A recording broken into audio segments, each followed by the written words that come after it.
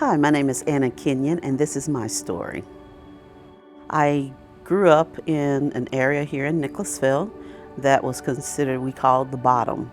It was an area that was very an impoverished environment, and as well as in a family that there was financial challenges. And I don't really like to say that I was poor, maybe poor financially, but not in regards to life. So very rich in the family experience. I would go to the library a lot, and that was my place of solitude. And I would just get a book, and I would go into the corner and look at magazines and see people in the Jet magazines and the Essence magazines and the Ebony magazines. I was just so glad that the library offered those things, because I was able to see people excel that I didn't get to see in my everyday life. It's so inspiring and so encouraging to say, hey, I want to live this life, or I'm going to aspire to be better.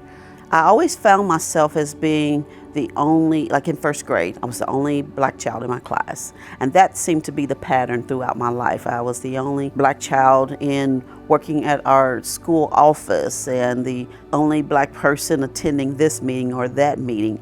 Miss Ann Gray, who was an African-American lady who lived in the neighborhood, was the librarian there. And I never forget, Miss Gray had, every time I would see her, her face would just light up with the most sincere smile. It was like she saw me, like, I'm so glad you're in here.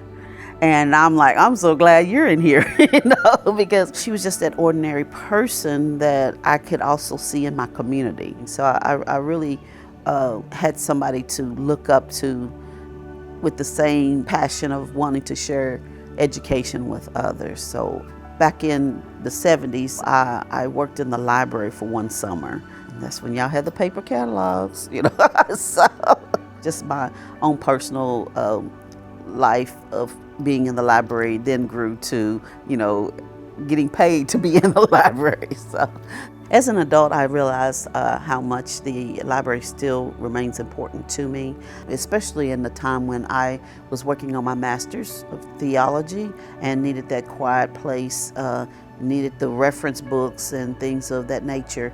The library, again, was there for me. As I mentioned before, I grew up in an environment that was considered impoverished. However, my way of escape to solitude time and to dream bigger was when I would go to our public library. It's just like when you're emotionally just overwhelmed or whatever, there's a good place to go, and that's our library.